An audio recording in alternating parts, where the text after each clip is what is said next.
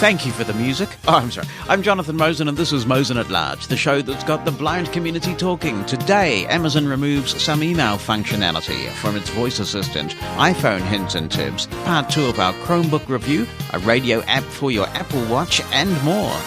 Mosen at Large Podcast.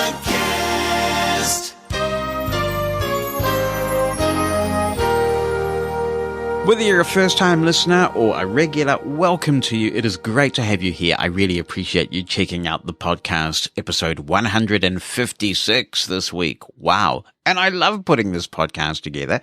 It's my little weekend project. Sometimes I do a wee bit at nights over the week so that we have lots of material to bring you. But to be honest, it's a struggle today. It's a struggle because all I really want to do is put the new ABBA album on repeat. 40 years we've been waiting for this. 40 years. And we know it's going to be the last one. Benny and Bjorn from ABBA have been absolutely clear about this. This is the last ABBA album. And if you have access to good equipment that will give you the Dolby Atmos mixes, check it out and crank it up. Crank it up. Yes, exactly, just like that. The Atmos mixes are very nice indeed. The whole album is a delight. Just wonderful and incredibly comforting in this turbulent 2021 to have ABBA back with us one last time. I'm just so grateful and thankful that they did that. As we mentioned on the Bonnie Bulletin last week, there is a ministry for disabled people being set up in New Zealand. It is due to be put in place by the 1st of July next year, so that's a pretty tight time frame, and there's a bit of media interest in this. I was interviewed for a show that's on Radio New Zealand, or RNZ as they call it these days, called The Detail. It seems to be quite widely listened to because I'm really pleasantly surprised by how much positive feedback I got on this. And the journalist Sharon Brett Kelly did a brilliant job. It's available as a podcast as well.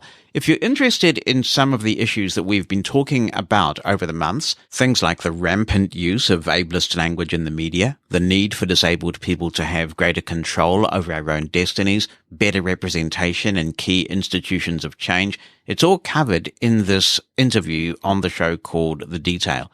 So I will provide a link in the show notes to that podcast if you would like to listen, and I know there's a little bit of international interest in the concept of a ministry for disabled people in the way that it's being envisaged here in this country.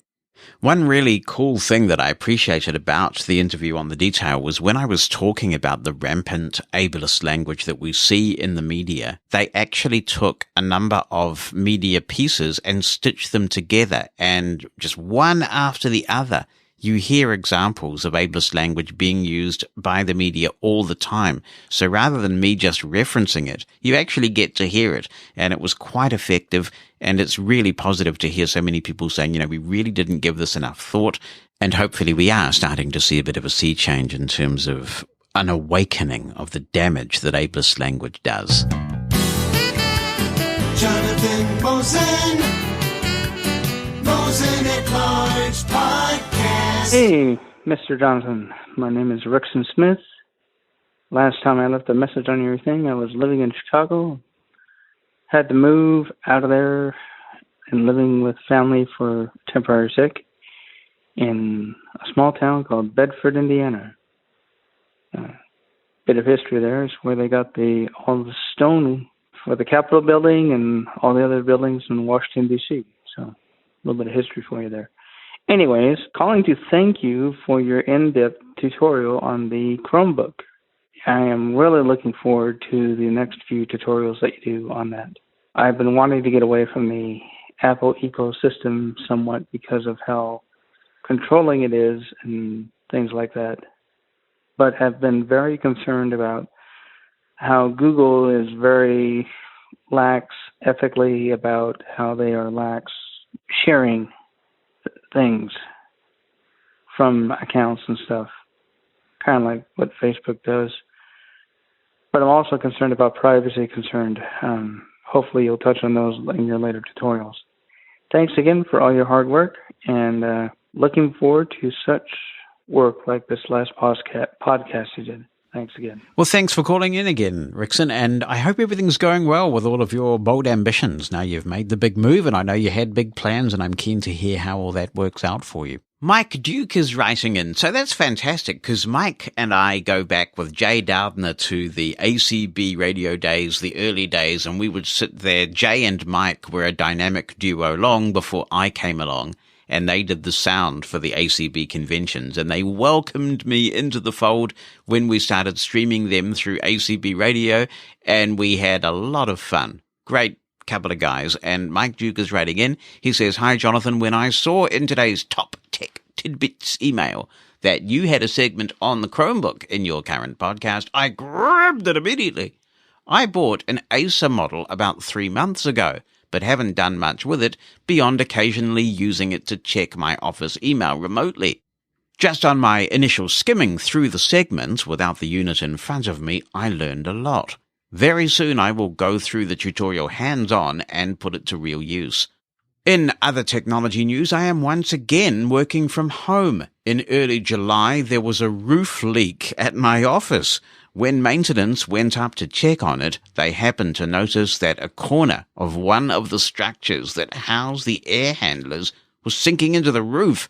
There are 10 of these structures, each weighing at least 5,000 pounds. So out of the building we went until they could be secured enough to begin the replacement work. The replacement of the roof and the structures should begin next week, so I look to be out of the office through Christmas. I've had great fun telling people that I am working from home due to gravity.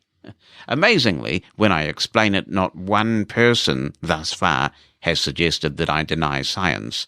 I am using the remote control function of System Access and the Seratech network to control my station playlist machine. That allows me to keep the audio current, tweak the schedule, and even restart the machine if necessary. Thank you very much, Mike, and it's great to hear from you. I would be interested to know, and I could go to the source actually in the near future and maybe ask this question, what the advantages are of using the Seratech solution over Microsoft Remote Desktop, which is what I'm using to maintain the Mushroom Pot machine that powers Mushroom FM on those occasions when I need to remote into it.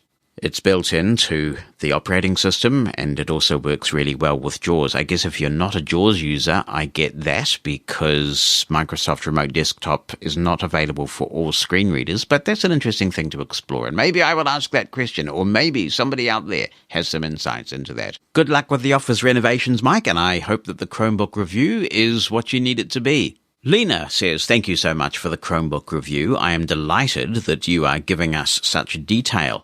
I have a friend who has many disabilities, and she has missed being able to check email and do Google searches since she got laid off from work before March 2020. There are some amazing deals on Chromebooks right now, and she is able to afford one. This weekend, I will be working with her to set it up and teach her to use it. Your Chromebook review couldn't have come at a better time.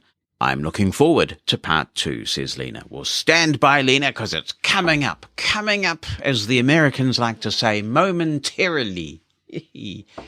There were some stats that came out earlier in the week that shows that the Chromebook boom is over, though. You will recall in part 1 I was talking about the explosive growth in Chromebook shipments, but in Q3 of this year they are way down. So I guess as people return to some degree of normality in some parts of the world, Chromebooks are not the big thing that they used to be, but they will remain popular in education, and I think they will be popular for those such as the person that Lena describes, who has a fixed income, wants to be online, and can afford to get one themselves. Digital poverty is a real issue. Digital exclusion is a real issue. And if you've got a viable solution that's within someone's price point, that's really worth exploring. And we will do that again shortly. So thank you, Lena. Be the first to know what's coming in the next episode of Mosen at Large. Opt into the Mosen media list and receive a brief email on what's coming, so you can get your contribution in ahead of the show. You can stop receiving emails anytime. To join, send a blank email to media-subscribe@mosen.org. That's media-subscribe@mosen.org. Stay in the know with Mosen at Large. Tabo is writing in from Botswana and says, I really enjoyed your conversation with the guys who create Voxmate. That is such a wonderful app to play around with.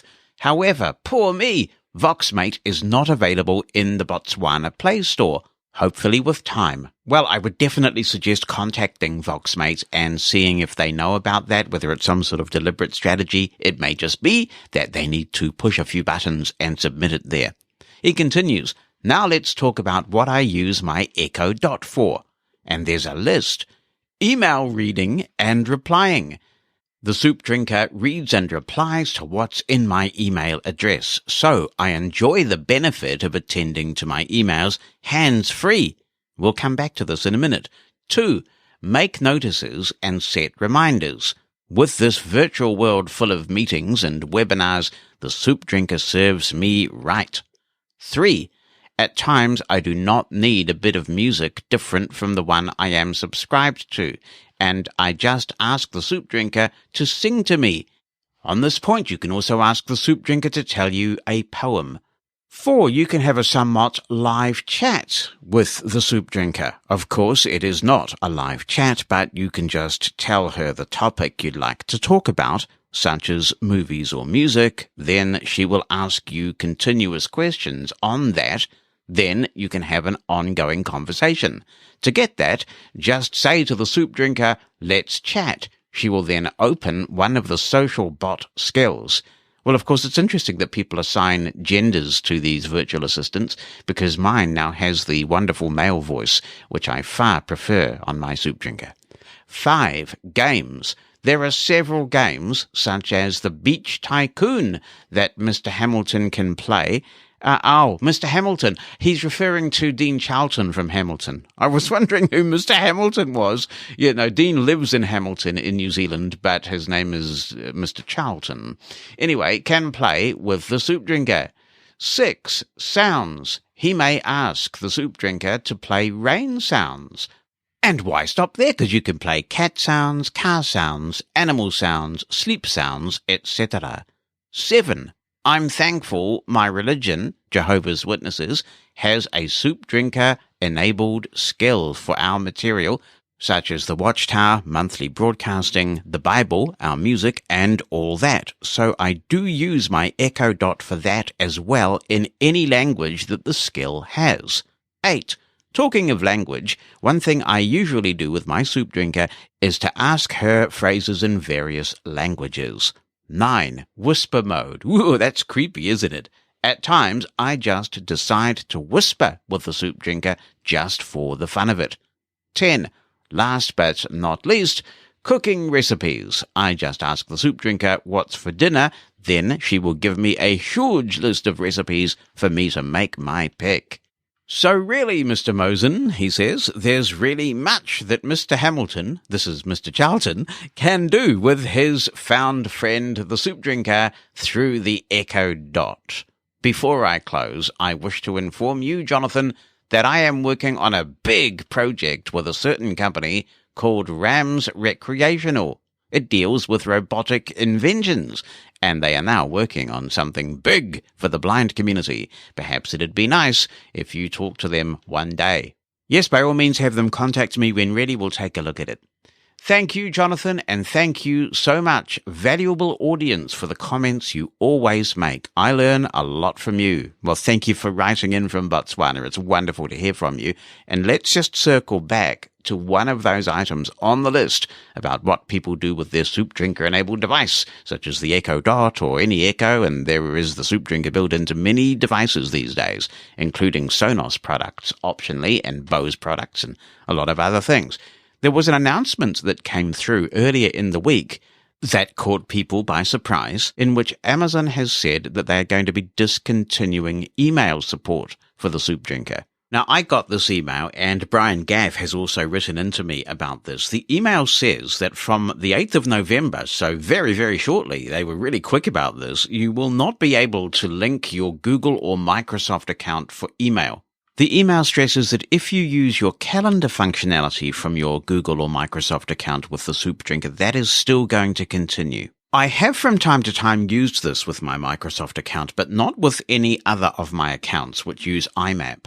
So the email was very clear that you can't use this as of the 8th of November to work with email from Gmail or Microsoft.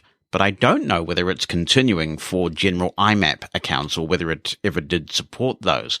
So if you use this feature with an IMAP account, let me know whether it does work and whether it still works after the 8th of November. But there's no doubt that if you use Gmail or Microsoft accounts, and that's a lot of people who choose to use email with them, then you are going to lose this functionality. I remember reading in 2018 when this feature came online that what happens is that emails are retrieved from your server and stored in Amazon's cloud somewhere. And it sounds like, I'm just theorizing here, that this move is a privacy-related issue, that Amazon is being pinged, perhaps by Microsoft and or Gmail, for storing people's email in a separate service in the Amazon cloud. But I guess that is something that users have opted into, presumably knowingly and willingly. So how does this affect you? Do you use this email feature that they're taking away from the soup drinker, and how do you feel about that? Isn't it interesting that this has come so close to Apple's problems with email reading by Siri? But I think that is absolutely coincidental. In Siri's case, it was all about the change to more offline processing, and the email seemed to be collateral damage. They now have addressed that. So if you've got any views on this, by all means, be in touch. Let's talk Apple things, as we often do, and start off with an email from Lindy, who says, "Hello, Jonathan. I was interested in your answers to Haya Simpkins' question about keeping the iPhone locked or not. You commented that you set up new iPhones with the automatic locking screen turned off. Is this just when using GPS?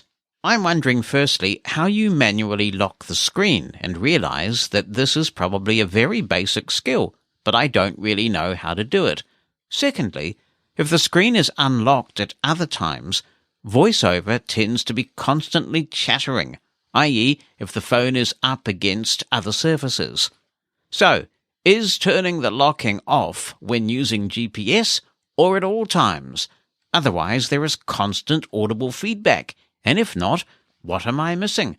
Thanks again for your informed tech advice and uninhibited expression of your opinions. I always learn something. Well, that's very kind of you. Thank you so much, Lindy. To lock the screen, all you have to do is tap the side button. Just give it a tap. So that's the same button that you use to invoke Siri. That will lock the screen. You tap the side button again to wake it up. So it's a toggle. And no, I always have my automatic screen locking disabled. I don't like the screen locking just because I haven't touched the screen for a while. If I want to lock the screen, then I'll just tap the power button and lock it whenever I want to do it, but I don't want the phone timing out. In fact, when I'm in my office and the phone is just sitting here on my desk, I leave the phone unlocked all day long. Now, I have my brightness, as I said last time we talked about this, set to 0%. I also have my screen curtain on. There is some debate about whether screen curtain makes a difference. On the older devices, Apple were really clear that it definitely didn't, but there is some suggestion that on newer devices, actually having the screen curtain on can save battery life. And why not? I don't need the screen, so I'll have screen curtain on just in case. And I just have the phone sitting here. It is on. It's awake. It never powers off unless I press the button. And I find that great because I just hear notifications as they come in. If I want to reply, I don't have to unlock the screen and use Face ID or anything like that. I just do it. And the phone sits here unlocked on my desk all day long. And I love it that way. And I would never want to go back to the automatic locking of the screen. And I often walk around with my phone this way. I carry my phone in my shirt pocket. It's unlocked. It's not rubbing against anything. And it just means that I can actually use the phone at any time with it in my pocket to get information. And it just gets piped straight to my made for iPhone hearing aids. And I don't have to take the phone out of my pocket and unlock it with Face ID. This next email reads, "Hi, Jonathan. It's Peter from Robin Hood County. I hope you and your family are all well at this time. I'm listening to the episode yesterday. There was a lady looking to do more shortcuts using Siri. Well, I listened to another podcast called iOS Today Audio, and there is a section in that podcast called Shortcuts Corner. The two presenters, Micah Sargent and Rosemary Orchard, do a grand job on all iOS-related issues. There is also a book called Apple Script 123, and I got that from a podcast called A Automators. Hope this helps. Thanks very much, Peter. Yes, I think that Iwana's comment was that iOS had made some accessibility regressions with respect to shortcuts. So she knows what she's doing, but she's just having some issues executing it because of some accessibility problems that have crept in. But there's some good hints there for those who want to know more about shortcuts. I'm not familiar with either of those podcasts, but I have read some of Rosemary Orchard's work before. I believe she was one of the authors of a really good book that I read about OmniFocus, which is an amazing task manager app, very powerful. And she co-wrote a book on making the most of OmniFocus, so she really knows her stuff. Here's Marissa back again, and she says, "Hi, Mr. Mosen. You know, we've been chatting so long on this show, Marissa, we're probably on a first-name basis right now. Because Mr. Mosen, that was my dad's name, you see. Anyway, she says, this issue has been going on for me for quite some time, both on iPhone and iPad Pro 10.5-inch. I sometimes use Siri to send messages to people who have iPhones and others who don't. I will ask Siri to send a specific contact a message indicating a mobile number. It will ask, "Are you ready to send it?" I, of course, answer yes. Then the message I send is sent as an iMessage. It should not, as these people do not have any Apple devices whatsoever. I have spoken to Apple Accessibility, as I primarily use VoiceOver. They had me submit screen recordings, screenshots, and system logs. Well, Marissa, the only time I have personally seen this is when somebody had an iPhone at one point, and then they got rid of their iPhone and they went to Android, but Apple still has in their records, as it were, the fact that a particular phone number is associated with an iMessage. Now, if that happens, you have to get in touch with the person who once had the iPhone and say to them, you need to tell Apple that you don't have an iPhone anymore.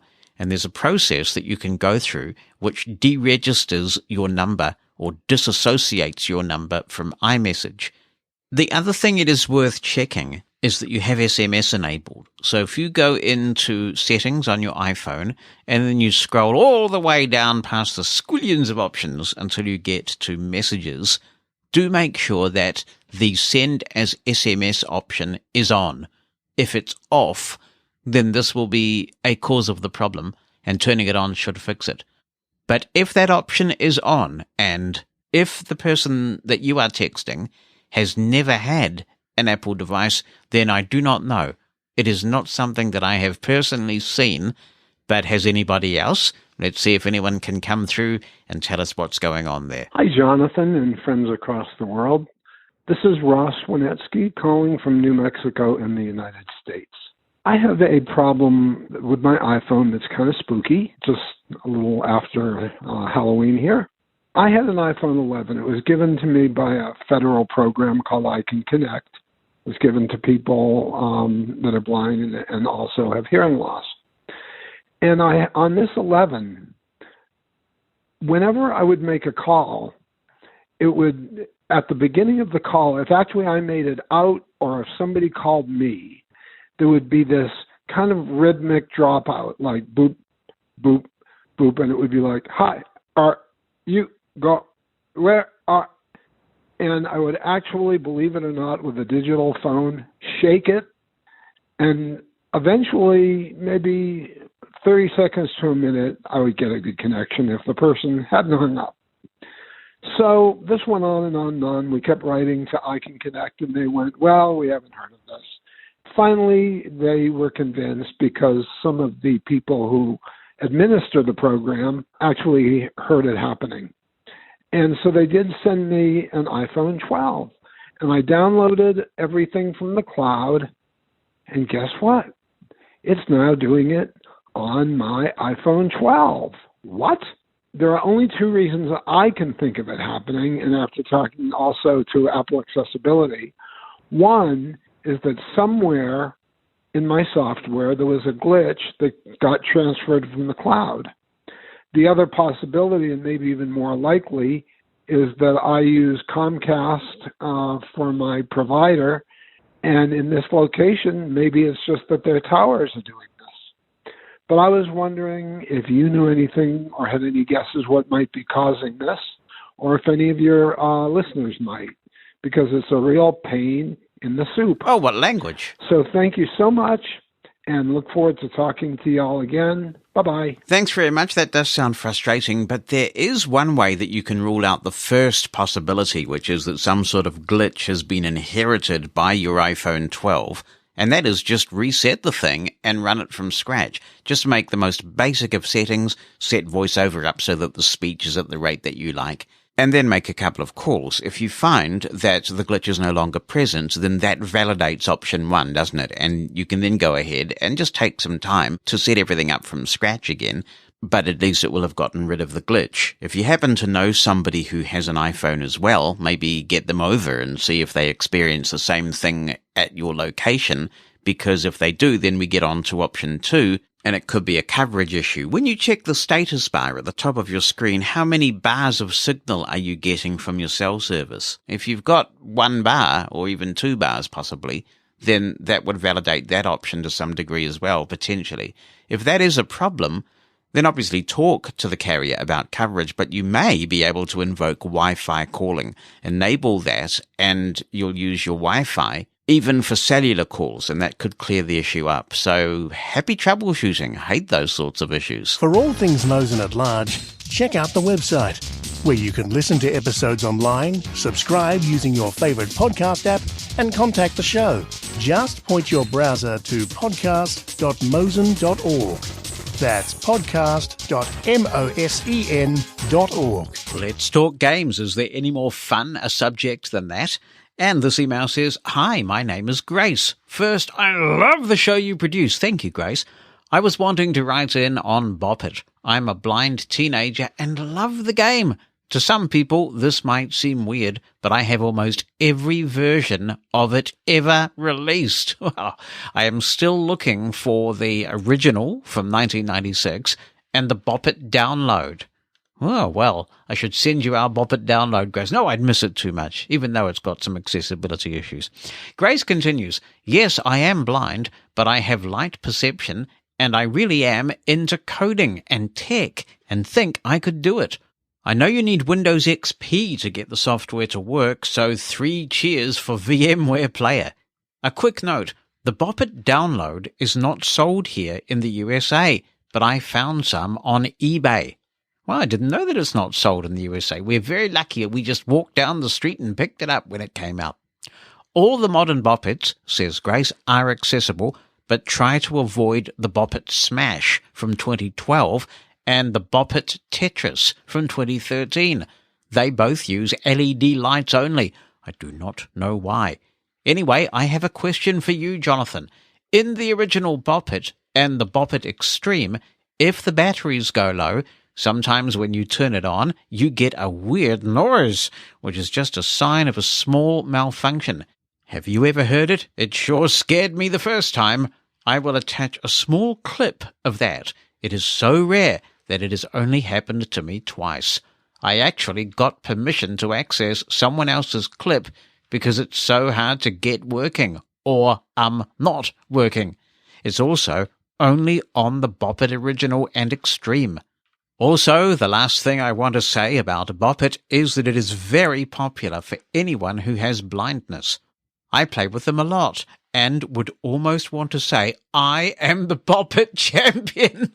I hope you are having a great day, and I am sorry about how poorly I spell. I am using Braille screen input on an iPhone, and struggle greatly with spelling to begin with. It is not because I am blind.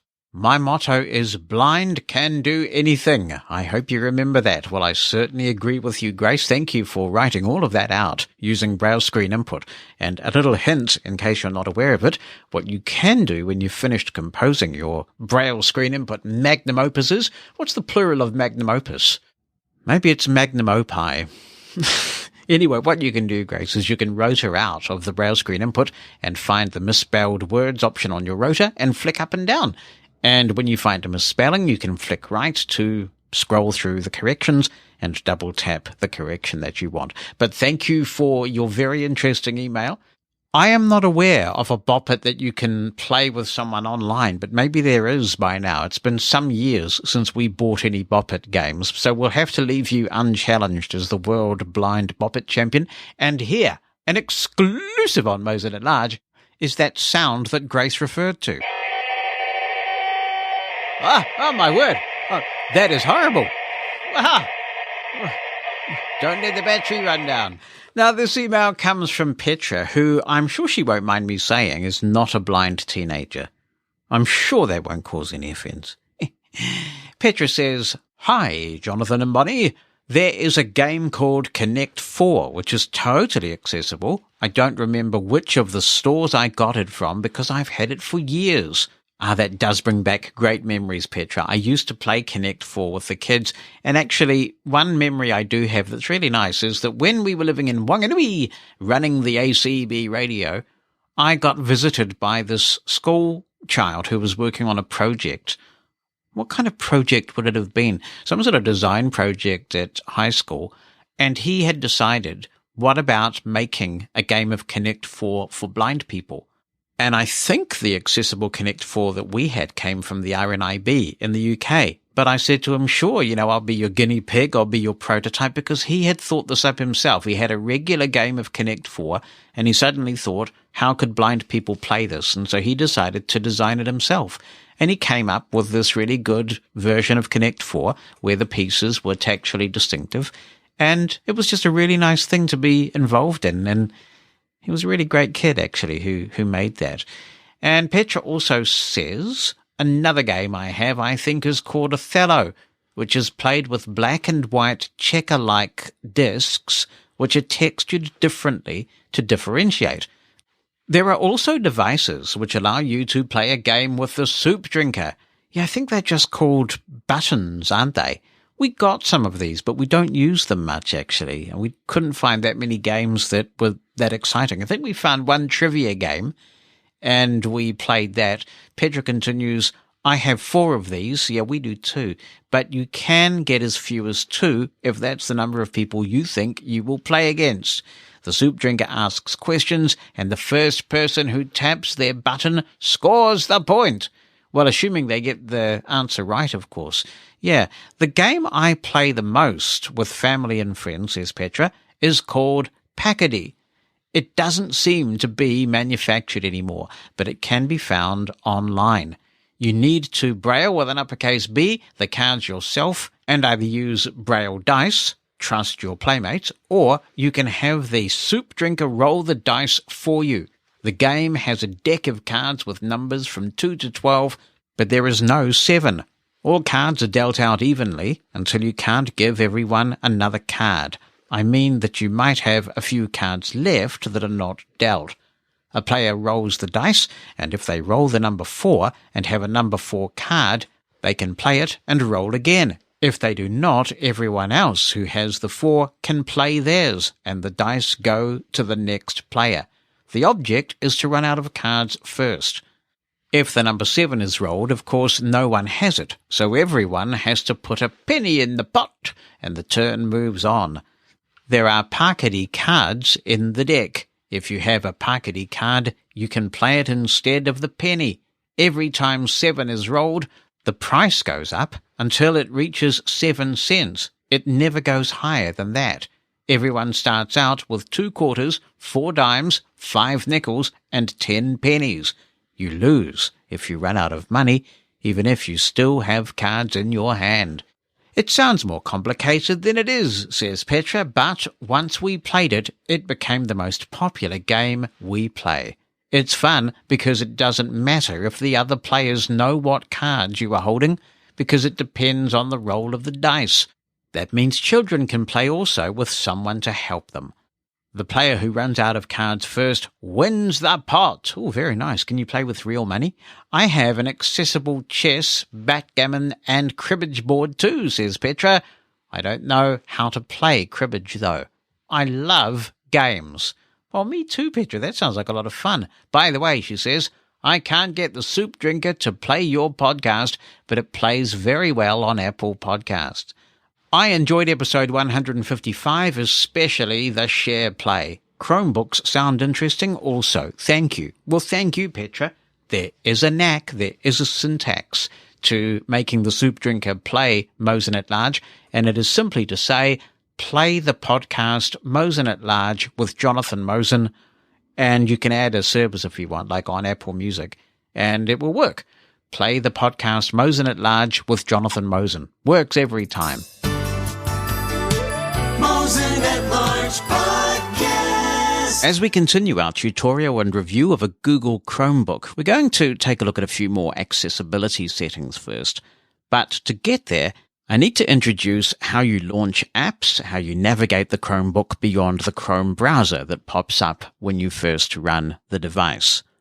Going to the launcher is analogous to pressing the Windows key on a Windows PC and activating the Start menu and then allowing you to navigate the taskbar. To do that, we press Alt-Shift-L for Launcher. I'll press that now. Launcher. Button. Shelf. Toolbar. Window. Press Search plus space to activate. We're presently on the shelf, and you can customize the shelf. This is a little bit like pinning apps to the taskbar in Windows.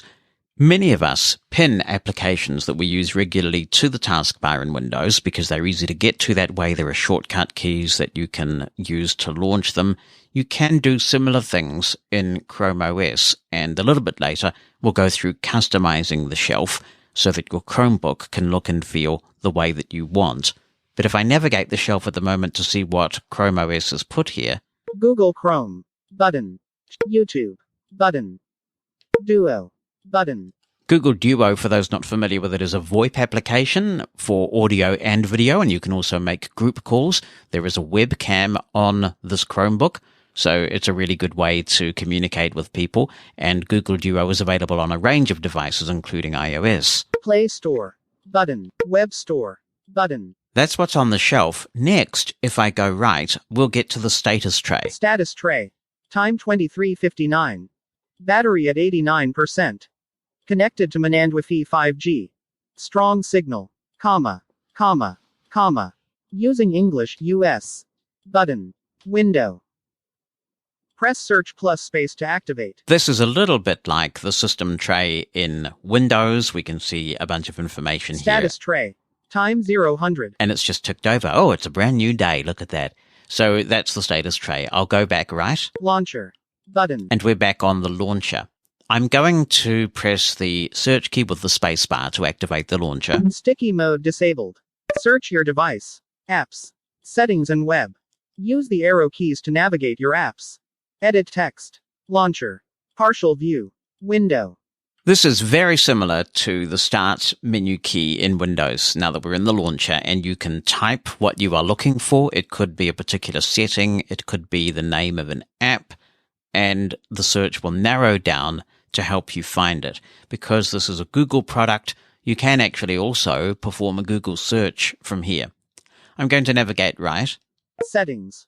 Button. And because I have recently been in settings, settings has come up here in the launcher. That's actually where I want to be. So we'll go there, but we'll come back and explore the launcher and other apps that you can go to later in this review. Settings. Settings. Settings. Heading 1. Banner. Search settings. Search. Now I believe I have sticky mode on, so if I press H, Network. Heading 2. Bluetooth. Heading. Connected devices. People. I'm pressing H to navigate by heading. Device. Heading 2. And we'll have a look at some of these other settings a bit later. Personalization. Heading 2. Search engine. Heading 2. Apps. Developers. Advanced. Collapsed. Button. Settings. And it's wrapped around. I believe accessibility is actually under advanced, which is collapsed. So I'll press Shift with H to go back Advanced. and expand that. Advanced. Expanded. Button. Let's see if there are other headings now. Date and time. Privacy and languages and files. Printing. Accessibility. And there we go. That's what I want. Get image descriptions from Google. Toggle button. Not pressed. If an image doesn't have a useful description, Chrome will try to provide one for you. To create descriptions, images are sent to Google. Press search plus space to toggle. A very good hint there that tells you what this feature does. And if you are a Google Chrome user on other platforms, you will have seen this, where Google is using some artificial intelligence to try and describe images for you that don't have any useful alt text. This is off at the moment, and for now, I will leave it off. Always show accessibility options in the system menu. Toggle button. Not pressed. Press search plus space to toggle. I would quite like that, and so I will toggle that on. Always show accessibility options in the system menu. Toggle button. Pressed. And keep going. Manage accessibility features. Enable accessibility features. Subpage button. That's what I want to do, go in here and turn a particular feature that interests me on, so I will press this button. Manage accessibility. And we'll navigate. Manage accessibility features. Enable accessibility features to make your device easier to use. Learn more. Link. Text to speech. Heading 2. Enable Chromebox spoken feedback. Toggle button. Pressed. Open Chromebox settings. Link. Enable select to speak. Toggle button. Not pressed. Text to speech voice settings. Select and customize text to speech voices. Sub display. Heading 2. Use high contrast mode. Toggle button. Not pressed. Enable full screen magnifier. Toggle button. Not pressed. Enable docked magnifier. Toggle button. Not pressed. Open display device settings allows you to adjust your screen resolution. Subpage button. Open appearance settings. Customize your text size. Link. Keyboard and text input. Heading 2. Enable sticky keys to perform keyboard shortcuts by typing them sequentially. Toggle button. Not pressed. Enable on-screen keyboard. Toggle button. Not pressed. What I'm actually aiming to do is to try and set dictation up, and one way to do that is actually to enable the on-screen keyboard, but there is another way as well, and I'll continue and try and get that going. Enable dictation, speak to type. Toggle button. Not pressed. Send your voice to Google to allow dictation into any text field. That's what I'd like to try and get going, so I'm going to press this button. Enable dictation, speak to type. Toggle button. Pressed. Send your voice. That's done that. Highlight the object with keyboard focus when it changes. Toggle button. Not pressed. Highlight the text caret when it appears or moves. Toggle button. Not pressed. Navigate pages with a text cursor. Toggle button. Not pressed. Switch access. Control the computer with just 1 or 2 switches. Toggle button. Not pressed. Open keyboard device settings allows you to adjust your keyboard repeat rate, word prediction and more. Mouse and touchpad. Heading 2. Automatically click when the cursor stops. Toggle button. Not pressed. Show large mouse cursor. Toggle button. Not pressed. Cursor color. Black default. Button. Highlight the mouse cursor when it's moving. Toggle button. Not pressed. Open mouse and touchpad device settings allows you to enable/disable tap to click and tap dragging. Navigate home or back and switch apps with buttons in tablet mode. Turned on when Chromebox or automatic clicks is enabled. Learn more. Link. Show navigation buttons. Toggle button. Pressed. Audio and captions. Heading 2. Captions. Subpage button. Play the same audio through all speakers, mono audio. Toggle button. Not pressed. Play sound on startup. Toggle button. Not pressed. Now, that is actually quite handy. I like that idea because it just gives me some added confirmation that the device is working just in case something goes wrong with Chromebox. So I'm going to enable this in the same way that I also have the Windows startup sound turned on all my computers. Play sound on startup. Toggle button. Pressed. Add additional features. Open Chrome Web Store. Add additional features. Link. Settings. And now that noise indicates that we've wrapped around. So there is a good list of accessibility features in Chrome OS, and I have enabled dictation. You'll note that there's no OK button or anything like that. I can just close this window by pressing Ctrl with W. Toolbar. And we're back to where we were before on the launcher. Having done that, what we've done is set up dictation. And what that should mean is that you can press the search key with D for dictation in any edit field, and you'll hear a sound, and you can dictate. And if you've ever experienced dictation with Google, you'll know how fast and accurate it is. Unfortunately, I can't get this to work when Chromevox is running. So for now, at the time of this recording, the only way that I've been able to get it to work is to turn Chromevox off once you have focus in the edit field by pressing Ctrl-Alt-Z and then pressing Search with D to start your dictation, and off you go. Now, you do have to speak quite quickly after the tone, or the thing will time out. But that's a little bit of a fiddly way of doing it. I have reported this, and apparently it's being investigated. But for now, I'm not aware of another workaround to get dictation done using this dictation method. It is still pretty worth doing, though, because the dictation is good, it's accurate, it's fast. And once we start looking at applications to use with your Chromebook, we might take a look at this in greater depth and just demonstrate how it works. But I did want to get that accessibility feature enabled as we traverse the settings. Let's go back into settings and have a look at some other non-accessibility related settings that you can configure in your Chromebook before we really start getting into applications and using this for practical purposes. Launcher. Button. I'll press Shelf. Search with space to open the launcher, Search your device. Apps. and Search with right. Settings. There's settings there, so we'll activate that by pressing Search with space. Settings. Settings. Settings. Heading 1. There's quite a list of settings. These are divided by headings. I'll just make sure that sticky mode is on. Sticky mode enabled. There we go, and now I'll just press H to navigate by heading. Network. Heading 2. Exited banner. Main. What we've done by pressing H to navigate to the first heading on the page is to skip past a set of links at the top of the page. Some of these links are same page links, so they will take you to other places on this page. Others may open subscreens. I'm going to press the right arrow since I now have sticky mode on to just have a look at some of these network settings. Wi-Fi. Subpage button. Manandwifi 5G Wi-Fi network. Signal strength 93%. Press search plus space to activate. Wi-Fi. Subpage button. Now, just to speed the process up, I will press the Control key to silence those hints and just move us along a little bit. But that subpage button means that when I press search with space or just the space bar, when sticky mode is on, we will go to a separate screen and there'll be configuration settings. These are what you would expect. You can see visible Wi-Fi networks, very similar to the way that we got the Chromebook configured. You can also connect to non-visible networks, all the usual network settings. Nothing particularly unusual about that screen. Wi-Fi enable. Toggle button. Pressed. You can disable Wi-Fi altogether, which you may want to do in certain circumstances if you're on an airplane or something like that. Add network connection. Collapsed. Button. Bluetooth. Heading 2.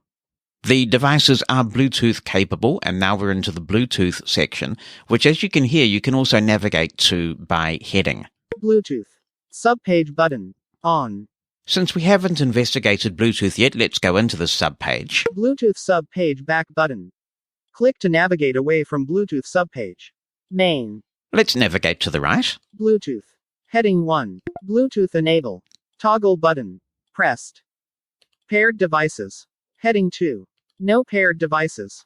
If you wanted to pair another Bluetooth keyboard or perhaps a headset, a Bluetooth speaker, any of those things, then you can do that from here. Unpaired devices. Heading 2. No Bluetooth devices found. Settings. Bluetooth. And now we've wrapped Exited around. main. So at the moment, because there are no other devices, it's fairly simple. I'm going to press the equivalent of F1, and that should be the back button. That should take us back. Bluetooth. Subpage button. On. And indeed it has. And the cool thing too is that focus has been remembered. So I press the back button and I'm now on the Bluetooth button, which means I don't have to navigate around the screen to find where I was before. I'll navigate right. Bluetooth enable. Toggle button. Pressed. Connected devices. Heading 2. So what we had there was the Bluetooth button. It's just there on this screen to very quickly toggle Bluetooth on and off in case you don't want to go into all the granularity of looking at various devices that you have. Now we're on to connected devices, and I'll press right. Android phone. No eligible devices. Find out more. Link. A Chromebook is a Google device, and similarly, of course, a Mac is an Apple device. And if you have a device like this, then they will want you to be deeply embedded in their ecosystem. So there are things that you can do with your Android phone, if you have one, and a Chromebook. And you can connect the two together. You can control some of the phone functions from your Chromebook, including text messages and an increasing number of functions, actually. So if you have an Android phone, it's worth looking at all that you can do when you meld an Android phone and a Chromebook together. Interestingly, though, Windows and Android are talking quite nicely to one another as well. And you will see in the My Phone app in Windows an increasingly strong partnership between Microsoft and Google in terms of making Android phones work seamlessly with Windows. I guess that both see it as an advantage to offer these features to compete with things like Handoff, which works so seamlessly in the Apple world.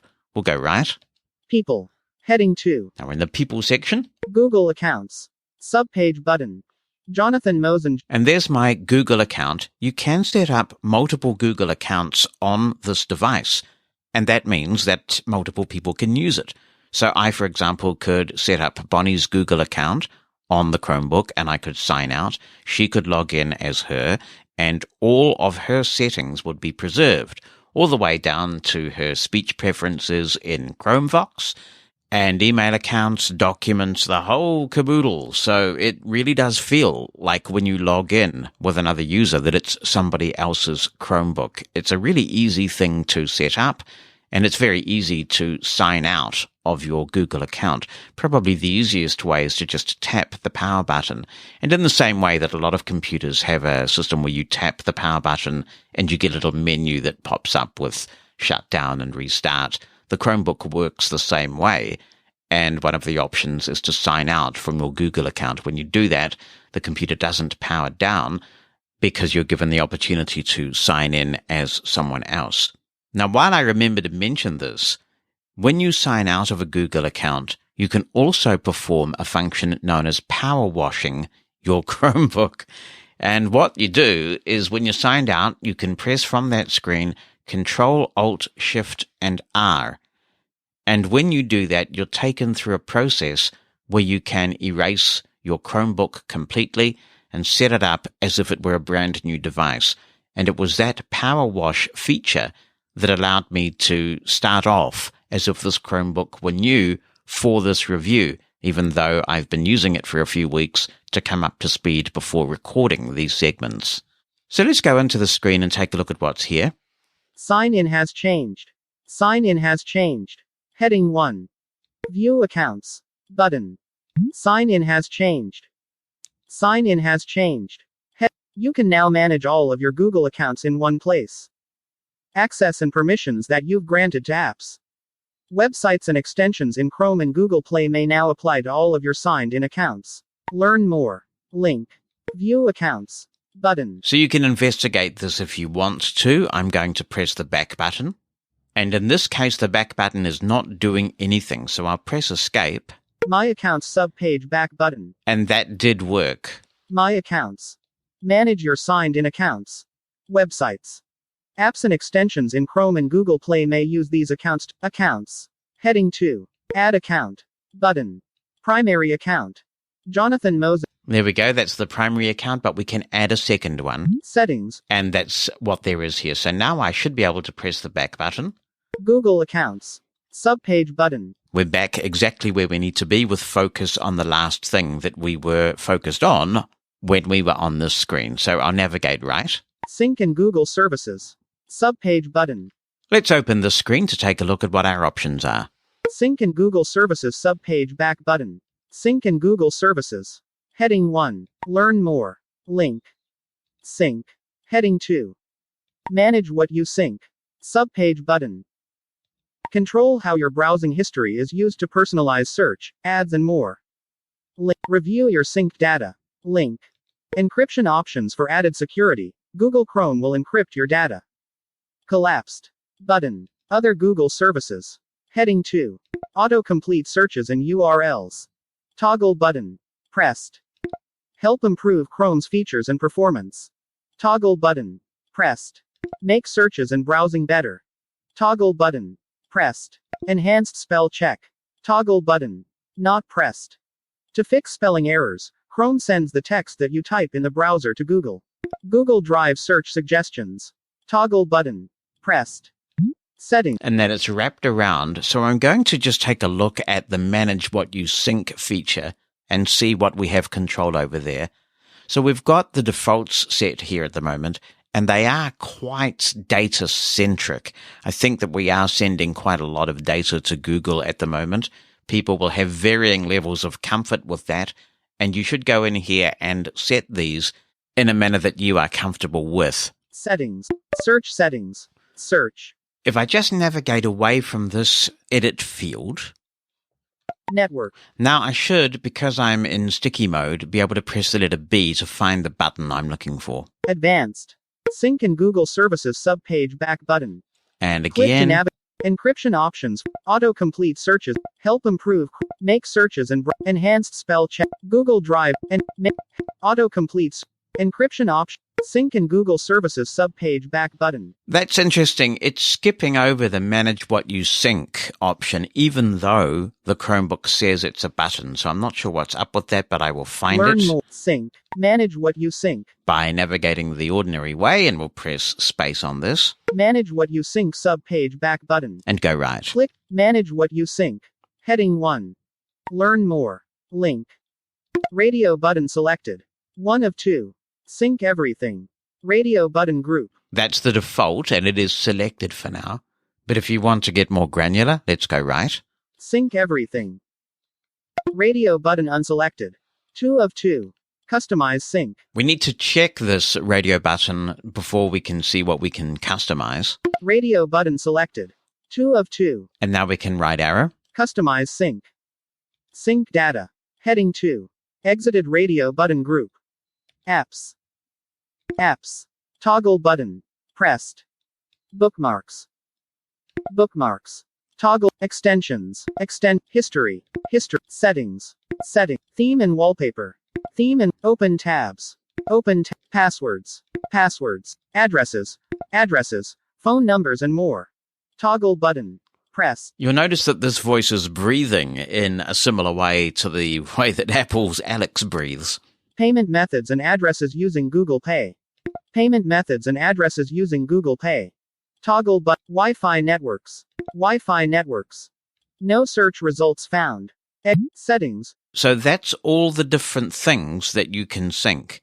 Now, if you are deeply embedded in the ecosystem, you can understand why this is actually really handy, because you can log in to another device, be it Android or even Chrome on your PC or your Mac or your smartphone, and all of these things will be in sync, which is highly convenient. There will be some people who just don't want to send this much data to Google, and that's a personal choice, and so you can obviously check these things manually. For now, I'm going to go back to Radio button unselected. 1 of 2. Sync everything. and check that. Radio button selected. 1 of 2. Sync everything. And I'll press the back button Manage what you sync. Subpage button. and the back button again. Press sync and Google Services. Subpage button. Now we're on the main Google settings screen again, and I'll navigate right. Security and sign in automatically. Similar to other computers, you can sign in automatically if you want and configure security around that. I'll go right. Parental controls. Setup button. There's a suite of parental controls here. This is particularly important because Chromebook is well used now in education, and you may well want to set some constraints around when and what your kids can access. You can go in here and do that. So if you are a parent or an educator, let's take a look at what we have. Set up parental controls. Set up parental controls. We'll go right. Set up parental controls. Dialog. Set up parental controls. Stay in the loop. List item. List. With 3 items. Supervise your child's device remotely with the Family Link app for parents. Set digital ground rules. List item. Keep an eye on screen time and set limits as needed. Guide your child to good content. List item. I'm just right arrowing through these, so that's why there's a bit of a pause, but I can also press the letter R or the search key with R if I don't have sticky mode on to read all of this continuously. Add restrictions to Google services, like app approvals or content filters on Google Play. Cancel. Button. Getting started. Button.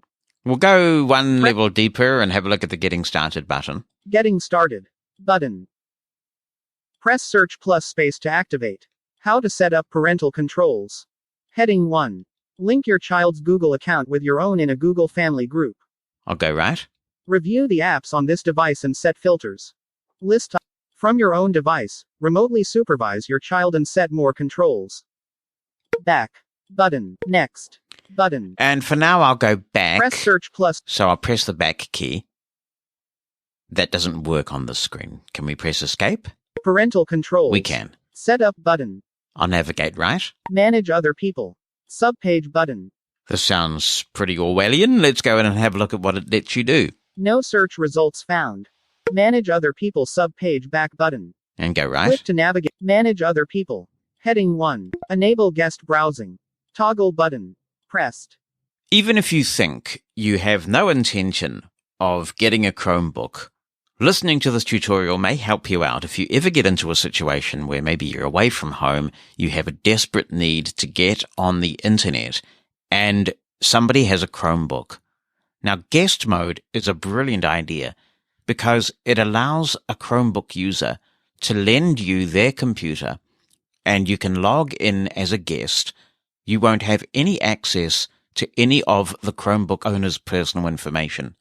If you hand over your Chromebook when you're logged in, then obviously people can go to Gmail and they'll be logged in as you, all sorts of things. You could set up an incognito tab, but there's no real guarantee that somebody isn't going to close that incognito tab. So there's all sorts of data that belong to the individual who's handing over the Chromebook that might understandably make them nervous about being impersonated, or data being looked at that's of a corporate nature, for example, that you just don't want other people to see. So guest mode means that a Chromebook user can hand over their Chromebook, log someone in as a guest. When the guest is done, it also protects them too, because when the guest logs out, all the cookies are cleaned up, there's no trace there, so everybody's protected.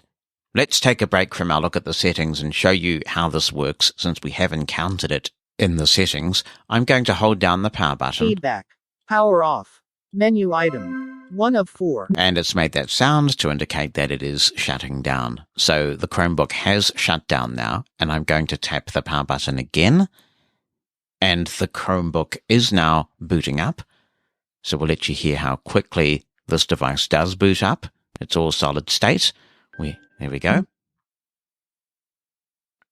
Password for Jonathan at Moses. And now I'm going to press the tab key.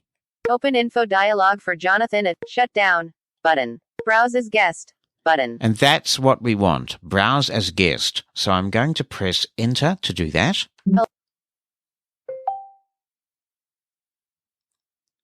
Address and search bar. Edit text. URL entry. What's happened here is that a clean Google Chrome tab has popped up and I'm at the address bar, and because I'm not logged on as me, all of my preferences are not here, including the voice, and that means that we've got the default Google voice, and I can now browse around. If I went to Google, I would not be logged in as me. This is a clean way to give somebody your Chromebook to use the web. Chromevox, however, does stay on if it was on at the login screen. But what if you're getting a Chromebook from a sighted person to surf the web? Well, you just press your Control-Alt-Z when they say to you, here it is, I've logged you in as a guest. Please feel free to get done whatever you need to get done. All you need to know as a blind person is to press Control-Alt-Z to enable Chromevox and you will have speech. Obviously, you'll then need to know how to use Chromevox, and that's why we are here. Can we get to the launcher in this mode? Let's try pressing Alt-Shift-L. Launcher button. Shelf. Toolbar. Window. We can get Press to the search launcher. plus space to active. Google Chrome. Files. Status tray. Launcher. Google Chrome. But there's not too much here. It is a very stripped down version of the launcher. Launcher. Button. And we'll press the search key with the spacebar. Search your device. App. Chrome. Button. Files. Camera. Settings. And on it goes. There are some settings you can control and some that are administrative in nature. So here we are, logged in as a guest. And now when I log out or restart the computer or just shut it down, anything I do here is not saved. So I'm going to hold down the power button. Power. Power off. Menu item. 1 of 3. I'm just going to shut it down that way. And now I'm going to power the Chromebook back up. And we will wait to sign in at this point. It should remember, I believe, my default account. Password for Yep, there we go. So I can enter my password now. bullet. There we go. Bullet. Bullet. Bullet. Bullet. Bullet. Bullet. Bullet. Bullet. Bullet. And press enter. Alert. Signing in. And because I'm signing in as me, you'll note that the voice that we've Mushroom been using FM. yep, The comes home back. of the fun guy. And Mushroom FM loads, which is my homepage in Chrome. So we're back in business. I'm going to turn sticky mode back on by pressing the search key twice. Sticky mode enabled. And now we'll go back to the launcher with Alt-Shift-L. Launcher. Button. Shelf. Toolbar. Window. The launcher has focus, so I'll activate it. Sticky mode disabled. And we will now go right. The reason why it says sticky mode disabled is because I'm on the launcher screen. The first focused item is a search box, and I can type in here what I'm looking for, as I've said, similar to the start menu in Windows, to help me find what I want. But I'm going to go right. Settings. Button. And there's settings. Settings. Settings. Settings. Sticky mode should be back on now. And if I press the letter H, Network. Heading 2. Bluetooth. Heading 2. Connected devices. Heading 2. People. Heading 2. Device.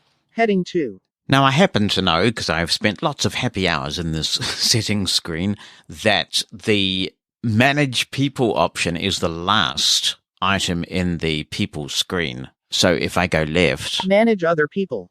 Subpage button. there's Manage Other People. If you want to turn the guest mode off on your Chromebook for some reason, then you can go in and disable it. And when you do, the option on the sign-in screen to log in as a guest will not be visible. But it is kind of cool that you can go to any Chromebook, log in as a guest, and have speech. And it's a very good reason to have at least a rudimentary knowledge of Chromevox in your toolbox of tools, so that you can perhaps at a pinch get internet access where you might need to. We'll go right. Device. Heading 2. And we can configure various device parameters. Touchpad. Subpage button. You may want to turn off the touchpad. I do find that on some laptops, the touchpad is so sensitive and the way it's positioned means that I accidentally touch it sometimes and go somewhere that I don't want to be. I've not found this on this particular Chromebook, so I haven't resorted to disabling the touchpad at this stage. The cool thing is that this is a user setting, and so if you log in as a guest or somebody else who's sighted and likes the touchpad logs in as them, then you having disabled the touchpad for your account won't affect that. Keyboard. Subpage button. Let's go in and have a look at the keyboard settings because there are a few items of interest here. Keyboard subpage back button. We'll go right. Keyboard. Heading 1. Search. Button. Has pop-up. With 9 items. Collapsed. Press search plus space to activate. Let's expand this, and I find that it's often prudent to turn off sticky mode before doing this, so I'm going to do that. Sticky mode disabled. And now let's try expanding it. Search. Button. Has pop-up.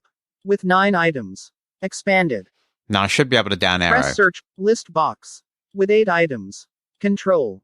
List item. 2 of 8. Alt. List item. 3. Caps lock. List item. 4 of 8. Escape. List item. Backspace. List item. Assistant. List item. Disabled. List item. 8 of 8.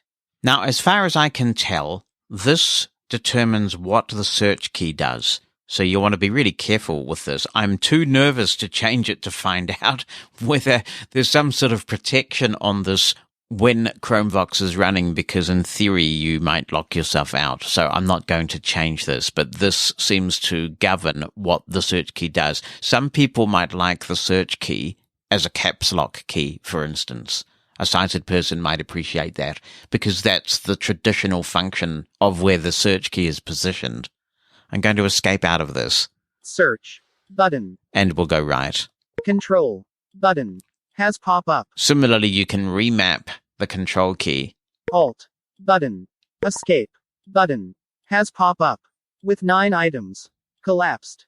All these choices have 9 items, so if you want to remap your keys, you are able to do that. If I was going to do this, if I was brave enough to try, and I don't really want to be honest, because it makes a lot of sense to have the key that is in the caps lock position as a screen reader modifier. Most of us are used to that. But I would probably map the search key first to another key and then undefine the original search key. Backspace. Button. Has pop-up. With 9 items. Treat top row keys as function keys. Toggle button. Not pressed. Hold the search key to switch the behavior of the top row keys.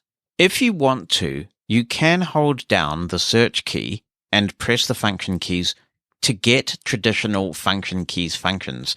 I've not found a reason to do this in Chrome OS, but if you want to, you can, and if you would rather have the function keys perform their traditional function, in other words, switch it around, so that if you wanted to turn the volume up, for example, you would have to hold down the search key and then press the keys for volume up and down. You can do that here. Let's navigate right. Enable auto repeat. Toggle button. Pressed. Delay before repeat. Slider. Long to short. 500. This is a very handy feature to adjust if you have a tendency to rest on the key. Perhaps it's difficult for you to let your fingers off the key, then this could be a very handy feature. Alternatively, if you have cause to hold a key down for some reason and enter a lot of recurrences of that key, you may want to speed the process up. Repeat rate. Slider. Slow to fast. 50. View keyboard shortcuts. Link. Press search plus space to activate. This is another place that you can go to view the list of keyboard shortcuts.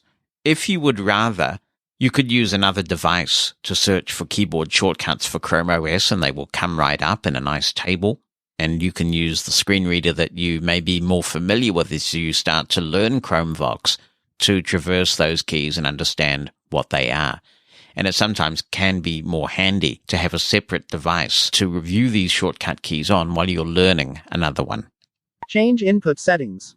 Subpage button. Let's go in here and have a look at the input settings. Input subpage back button. I'll go Click. right. Inputs. Heading 1. Show input options in the shelf. Toggle button. Not pressed. Input methods. Heading 2. English US enabled. Button. Open settings page for English US. Button. Remove English US. Button. English UK. Button. Open settings page for English UK. Remove English UK. Button. Add input methods. Button. And so you can add other input methods as well. If you work with other languages and you want to set up a keyboard for that language, here is the place to do that. Spell check. Toggle button. Pressed. Spell check languages. Languages for spell check are based on your language preference. English United Kingdom. Toggle button. Pressed. List. With 0 items. Enhanced spell check in Chrome browser. Text is sent to Google for spelling suggestions. Toggle button. Not pressed. Now, I am pleased that the Chromebook has figured this out, because even though I've chosen English US as the language, I do want English UK as my spell check language, because Americans do spell some words differently from most of the rest of the English-speaking world. Customize spell check. Subpage button. Settings. And then it's wrapped around again. So that's what you can do in the input settings. I'll press the back key, which is assigned to F1. Change input settings. Subpage button. And we'll go right. Settings. And it's wrapped around again, so I'll press the back button again. Keyboard. Subpage. And we're right back on keyboard. I do like the fact that the focus is so consistent. Displays. Subpage button. There are some display settings in here, which I will skip as a speech user, but if that interests you, you can investigate that in the settings. Storage management. Subpage button. Let's take a look at storage management. I will press that button, Storage management subpage back button. and we'll go right. Storage management. Heading 1. Storage usage overview. In use 12.9 gigabytes, available 19.1 gigabytes. Progress indicator. My files 0B. Link. Browsing data 16.7 megabytes. Link. Apps and extensions 41.0 megabytes. Link. 12.9 gigabytes. System. Settings. Storage management. Exited main. That is something to take into account when you're choosing how much storage that you might want to have on your Chromebook. There is an expectation with Chromebooks that most of the services, the features you'll be using are cloud-based. But if you do need to store data locally, say media files or something like that, beware that the capacity of your Chromebook also has to accommodate the operating system and other data files that you can't remove, and that's taking up about 12 gigs. I'll go back Storage management. Subpage button. and navigate to the right. Power. Subpage button. Take a look at power options. Power subpage back button. Power. Heading 1. Battery. 80%, 8 hours and 35 minutes left. We'll go right once more. When idle. True. Idle action while charging. Sleep. Button. Idle action while on battery. Sleep. Button. Sleep when cover is closed. Toggle button. Pressed. Just like many other operating systems, you have the option as to what happens when you close the lid. It's defaulting to going to sleep, which means that it wakes up very quickly. In fact, I'll show you that now. I'll close the lid of the Chromebook, and we get no sound or anything like that, but the lid is closed and the device is now sleeping. If I raise the lid, and I'm doing that right now, Not connected to network. Alert. Connecting to Manand Wi-Fi 5G. Alert. Connected to Manand. it's virtually instant. And are we in the right place? Settings.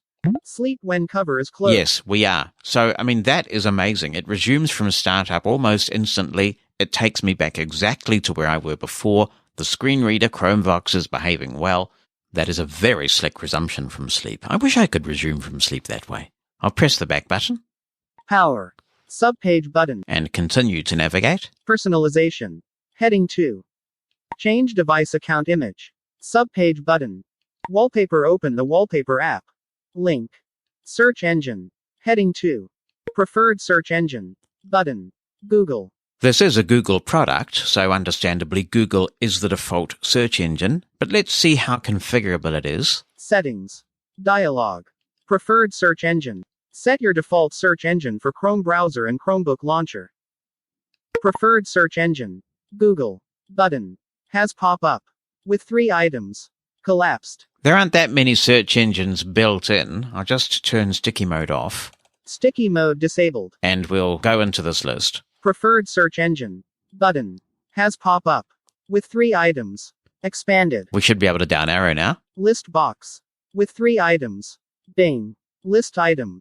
2 of 3. Yahoo. List item. 3 of 3. All right, so we'll go back to Google Google. and press enter, Preferred search engine. Google. and we'll continue to navigate right. I'll turn my sticky mode back on. Sticky mode enabled. Cancel. Button. Done. Button. That's what we have. And interestingly, there's a cancel and a done button with this one. Dialog. Done. Button. Settings. Settings. Heading 1. Banner. Search settings. Network. Link. Now we've lost focus actually, and it's gone to the top of the screen, so I'll just navigate by heading. Network. Bluetooth. Connect. People. Device. Personalization. Change device account image. Wallpaper. Search engine. Preferred search engine. Button. Apps. Heading 2. Manage your apps. Subpage button. This is pretty typical of all operating systems where you have the ability to look at what apps are installed and remove them. Those apps could be various things actually on a Chromebook. They may have come from the Google Play Store, and we will take a look at that at some point in this series. They may be simply web pages. Some things that appear on your shelf or in your Chromebook as applications are nothing more than links to a particular page on the web. And I'm not suggesting there's any subterfuge or anything in that. It's as it should be, because Chromebooks are all about cloud-based applications. And these days, all you need to do to get really good quality applications is to go to a particular place on the web. So other than the space that the shortcuts takes up on your Chromebook, which is just totally negligible, the app can consume 0 bytes of data on your actual device. Google Play Store. Install apps and games from Google Play on your Chromebook. Learn more. Link. Google Play Store. Button. Install apps and We will get back to the Google Play Store. developers. Heading 2. Linux Development Environment Beta. Run Linux tools. Editors and IDEs in your Chromebook. Learn more. Link. Chrome OS under the hood is Linux-based. And so this is an exciting development for many developers who want to be able to run Linux tools on a Chromebook. They typically don't take a lot of CPU power, so it's ideal, really. Advanced. Expanded. And let's have a look at the advanced settings. Date and time. Heading 2. I'm not sure why date and time is under advanced, but okay. Time zone. Use your IP address to determine location default. Subpage button. And that indeed does work. Use 24-hour clock. Toggle button. Press. I'm actually going to uncheck that Use 24-hour clock. Toggle button. Not press. and go right. Privacy and security. Heading 2. Help improve Chrome OS features and performance. Toggle button. Pressed. Includes apps, web pages and more. Send statistics to improve suggestions only if you've chosen to share usage data. Learn more. Link. Suggest new content to explore. Toggle button. Press. I don't want that. Suggest new content to explore. Toggle button. Not pressed. Enable verified access. Toggle button. Pressed. I had to do a bit of research about what this setting does, because I'm a curious kind of soul, and what it appears to relate to is that some media providers do use this setting to verify the authenticity of your device and your account. So if you're consuming some content on your Chromebook, then verified access is a good thing to keep on. Languages and inputs. Heading 2. Languages English, United Kingdom. Subpage button. Inputs English, US. Subpage button. Suggestions. Subpage button. Files. Heading 2. Disconnect Google Drive account. Toggle button. Not pressed. Understandably, again, because this is a Google device, Google Drive is built into the ecosystem, so if you want, you can install other Google Drive applications on other devices so that it's easy to share files with your Chromebook. I'm not really a Google Drive user. I'm a big Dropbox fan, and I also have OneDrive because I have Microsoft Office 365, and it gives me a free terabyte of storage with OneDrive as part of that. However, there are other things you can do. You can download the Dropbox Android app from the Google Play Store and install that on your Chromebook. You can also connect network-attached storage devices or even other computers that you want to share access with. So if I go right, Network file shares. Subpage button. and we'll activate this button, Network file shares subpage back button. Network file shares. Heading 1. I'm navigating right. Set up or manage network file shares. Learn more. Link. Add file share. Button. I have a network-attached storage device, a Synology device, and I can add that here so that it will appear in the Google Files app. And when we come back to the Files app, I may well do that just so that we have some material to browse. For now, I'll press the back button, Network file shares. Subpage button. and I'll continue to navigate the settings screen. Printing. Heading 2. Printers. Subpage button. So you can add network or other printers to your Chromebook if you still do some printing. Print jobs. View and manage print jobs. Link. Scan documents and images. Link. Now, this is something I have not tried yet, but you can use OCR with this as well. Accessibility. Heading 2. We've had a look at accessibility before, so I'm going to skip this heading. I'll press H. I have sticky mode enabled. Reset settings. Heading 2. Power wash. Reset button. Settings. And now we're back around to the settings. So those are the settings that are available in Chrome OS. Mosin at Large Podcast. Hello, Jonathan. This is Kim Polk. Thank you so much for your fantastic platform, which gives all of us a chance to get to know each other better and determine trends and share ideas. One of your listeners recently asked if there is an easier way to scan items with the phone. I first learned the strategy I still use today in documentation for the old app DigitEyes. The instructions invited me to place the camera on the sheet of paper, which of course you orient the two sides of the camera with the two sheets of the paper, and then lift the phone straight up without tilting it in any direction, and you will get pretty excellent results each time as you back the camera away. You can do the same thing whether you are holding currency in your palm of your hand, place the phone on the currency in your hand, and just back it up at exactly the same angle you are holding it at. These methods are great for even a poster, at a wall, a box, something is on the side of a box, whatever the angle of the object. To align your phone to the object, use one edge of it, or preferably any two edges, and then back the camera away. I hope this proves helpful, and if someone has a better idea, I'm looking forward to hearing about it. Thank you very much, Kim, for those tips. Really good ones too.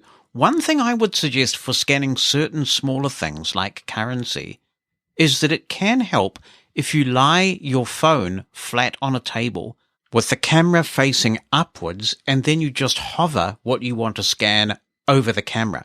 And if I've got a lot of notes to scan quickly, $20 notes, $10 notes, when I'm allowed money, then it's really easy to scan a whole lot of them quickly that way. It can also help for doing very quick scans of mail when you just want to know roughly what something is. And I do that when I'm sorting the mail with Seeing AI or Envision, or now on my Android phone with Lookout, and that really does help. So that's another technique to try. You will remember that we read an email where an anonymous contributor was talking about a colleague that they work with who cries about the fact that this person is blind.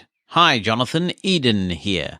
I can empathize with this person who has a friend who seems to pity their blindness. I've encountered this several times. Sighted people have wanted to take care of tasks for me, and when I would politely decline, I've seen two different grown men burst into tears. If I recall correctly, one wanted to pray for my sight back, and the other was hurt because I politely declined his help being guided somewhere. As for friends or colleagues doing this, I'm thankful to have not encountered it. I'm afraid I was very frustrated with the men and probably didn't handle them correctly, especially the one who wanted to pray for me. It was embarrassing, as he was making a scene in public. I would just encourage your listener to seriously have a talk with her, anxiety attack or not. Perhaps the person could ask exactly what concerns his friend so much about his blindness. Assure her she can be open and not judged, but I think if the person has to be continually dealt with, if you aren't able to discuss it, the problem will continue. I know your listener has talked to the friend before, but maybe prefacing any conversation by assuring the person that he is not easily offended and would be happy to answer questions or concerns she has about blindness. My guess is she thinks the listener's life is overwhelmingly difficult without sight. Perhaps by talking through and dispelling it, future issues can be quelled in advance. Thanks for the contribution, Eden, and now look what you've gone and done and put in my head. Here's a thought-provoking email from Lachlan Thomas in Australia. He says, Hi, Jonathan. In some states of Australia, daylight saving time started last night. Back in the mid-90s, there was a fire safety campaign in the media in which a man with a broad Australian accent would repetitiously say, change your clocks, change your smoke alarm battery. Last night, I did replace my smoke alarm batteries before changing the clocks. This morning, something occurred to me. In the USA, I know you can buy smoke alarm devices for deaf people. Typically, these devices listen out for the sound of an existing smoke alarm. When a smoke alarm sounds, these repeater devices will then sound a loud, low-pitched alarm.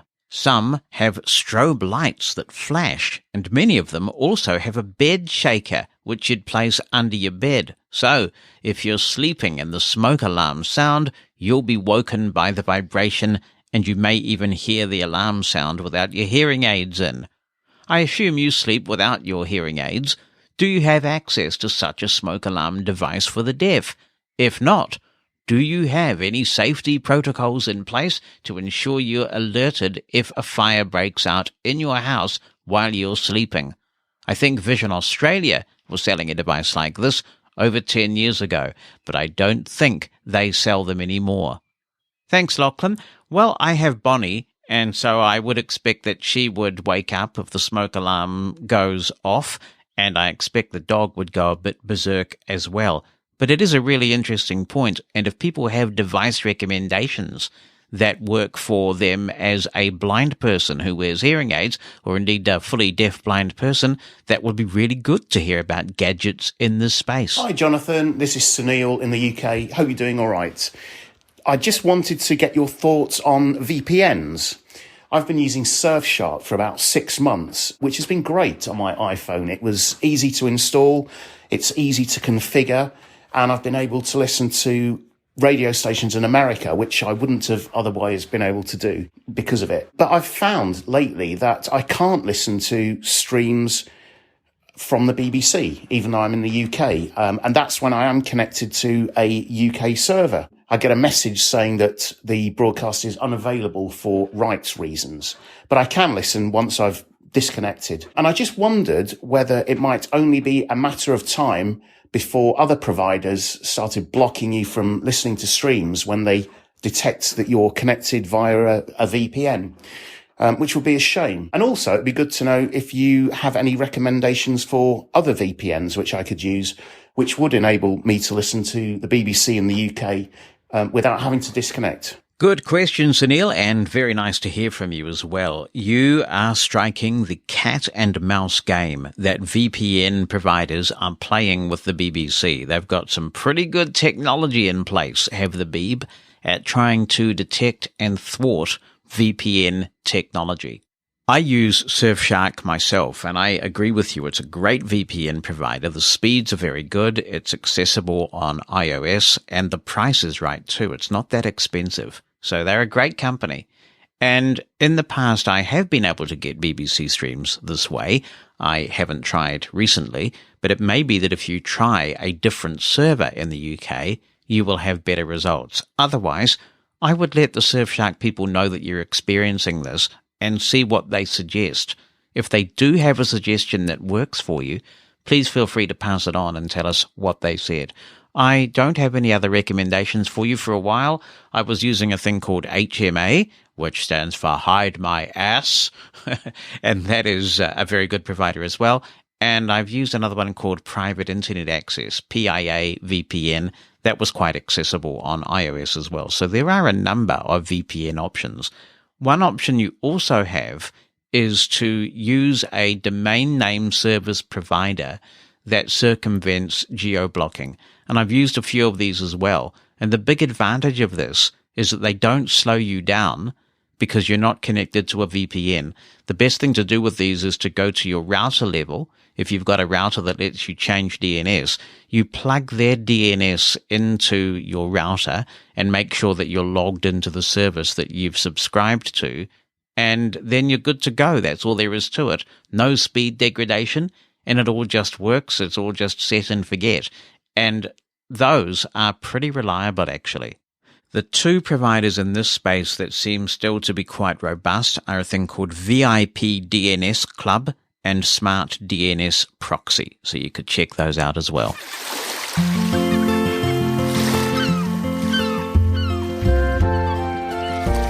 That soothing music heralds another visit to the studio from Bonnie Mosen with another Bonnie Bulletin. Hi, guys. How are you getting on? Good.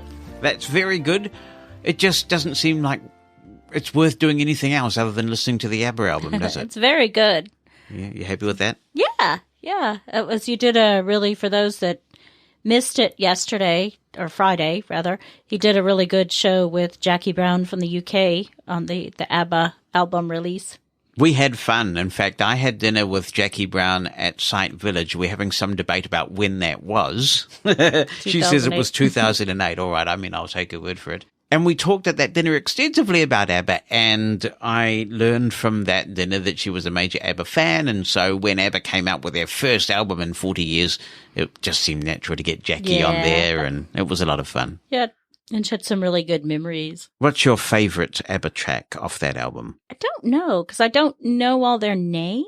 I see. So I'd have to go through and listen again. Notion's kind of growing on me. Just a Notion, yeah. Well, that's an Didn't interesting at first. track because it was done in 1978 and there have been little bits of outtake of it around the place on the Tube of You and various things like that. But they've done a new backing track and they've put it out there. It's got this kind of boogie woogie rock and roll kind of feel. It is. I didn't really dig it when I first heard it. Now I'm quite into it. The Ode to Freedom's good.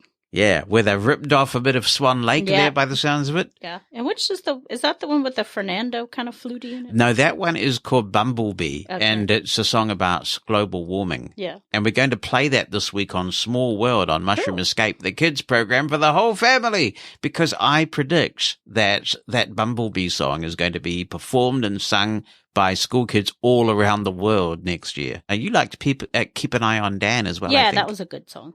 Yeah. And the one about the dog. Oh, I Can Be That Woman. My goodness, that is an amazing song. It's such a gut-wrenching, heartbreaking track. It's just so good to have it. So good to have it. And the Dolby Atmos mixes are wonderful. What else are we talking about today? Well, the Braves won the World Series. So yes. I've been watching the parade in Atlanta this morning. They had a parade for the Braves and went all the way from downtown all the way out to the Braves seat, the Truist Field and the Battery out in Cobb County. The schools are closed and everybody's happy. Oh, that's wonderful. So they actually closed the schools. They did. They closed schools. Yeah. Because I find been this 26 years. Really? Well, that's a long time. I was living in Atlanta at the time. And I lived on Peachtree Street, about a block from the Fox Theater. So I went to the parade then. I walked downstairs, crossed the street, and here they came. And it's always funny because David Justice, who was one of the players at the time, they were throwing candy. There's a blind guy called David Justice who wrote this really cool reading app that I used to use in DOS. I don't think it's the same guy, though. I don't think so, no. But they were throwing candy, and I got hit by a Tootsie Roll. But I didn't get it because like 5 million people dived for it. And I'm sure that someone has it bronze on their mantelpiece somewhere. We'll sell it as a collector's item, but I would have eaten it. So that was really, really special. So they actually won. They won away from Atlanta the same way they did this time. And there was apparently the news media was talking about a little boy who had an 8-year-old boy who had a sign that says, "I wasn't alive in 95, but I'm here today." So that was kind of cute. But yeah, and my dad was a humongous Braves fan. So I remember calling him that night. And then the last time they were in the World Series and they lost was 99. So, I think a lot about my dad now with them winning again. Wow. They lost to the Yankees in 99. Oh dear, that would have been most annoying for people since people's hatred of the Yankees seems quite irrational to me. But I find this World Series thing very cute. And I'm not dissing it or anything. I just find it cute because in the meantime, New Zealand and Australia and England and India and Scotland and Namibia and Afghanistan and did I say Pakistan? A whole lot of countries that I missed out some, Wales, I'm sure. Wales? No, that's rugby. Oh, that's rugby. Sorry. Scotland. But there's a whole lot of teams playing the World Cup of Cricket at the United Arab Emirates at the moment. Well, this is the 2020 version of the game. So broadly speaking, there are 3 versions of the game of cricket. This is the shortest one. So it's the one that people with short spans of attention seem to be able to stomach. It's funny, every time I talk about cricket to Americans, somebody will pop up and say, "But you have a game that can last for 5 days and not even have a result at the end of it." Mm-hmm. But at least it's a World Cup. I mean, when we talk about a World Cup, there are teams from all around the world, and people get excited about the World Series of Baseball. It's got 2 American teams in it. And of course, this weekend is the Breeders' Cup World Championships of Racing, which is 2 days. And is that a real world, Yes, or is it just the America world? No, it's really, they fly in from Europe and all over the place. Oh, So, right. yeah, that's Del Mar. And just watched, it wasn't one of the Breeders' Cup races, but it was the first race on the card today. A horse called Triple Tap won. It's a son of American Pharoah. Or, I'm sorry, not a son of American Pharoah. Half brother to American Pharoah. How did it get that name, I wonder? His father's name's Tappet. Right, that's really interesting. Yeah, and a lot of times in horse So racing. some sort of screen reader It function. does. So I was like, oh, I love that name. But yeah, a lot of times in horse racing, they take the name of the dam and the sire and combine it. And Which you is also kinda cool. wanted to talk about Chromebooks. Yeah, they're very cool. I know in the States, a lot of the school districts are giving them to kids. Oh, it's the same here too. Yeah. That's why Chromebook shipments are just so high at the moment, because a lot were bought for kids who were doing school from home, Mm-hmm. and they're affordable. You know, Yeah. they're quite functional. And I think for anybody a blind person, I think it's definitely a very viable option. If you're just wanting something to surf the web, do email, light word processing, I think it's definitely a very viable option. Yeah, I think so. It's great that we have these choices. Yeah. And I think that people associate the Chromevox experience with the old Chromevox extension that used to be in the Chrome store. Mm-hmm. And that is just not the case anymore. What we call Chromevox on a Chromebook is now completely different in terms of its user experience from that old extension that used to be in the Mm-hmm. Chrome store. So that's the trouble. You only get one chance to make a first impression. And when something's changed substantially, it's quite hard to shake that impression off. Yeah, it is. It's very robust. I was, looking at it the other day, and it almost looks like a toy computer, kind of, with the sort of heavy plastic. So I guess that's why for kids, it's really, really good. It's not like a $3,000 piece of machinery that you're going to drop. Right. And that's exactly by design. This can be shoved in a backpack or whatever, be bumped around a little bit. Kids can be rough with them, and they are pretty resilient. Yeah. And they're about, 300? Or you can get them cheaper than that in the States, I think. Yeah, you can get, I can't remember what we paid in New Zealand dollars, It was like but 3 or 4. there's a range of price points for them, depending on what you get, whether you get a touch screen, and we chose not to get a touch screen. Obviously, there are different speeds, CPU, RAM, storage, that kind of thing. But an entry-level Chromebook is a really good price point. Yeah. And laptops have really gone down in price. I mean, I remember 20 years ago, they were quite expensive. And now, you can go down to Walmart or go down to wherever and pick up one $300-400. It's Yeah. not going to be the fanciest, obviously, but, for the average person. No, for sure.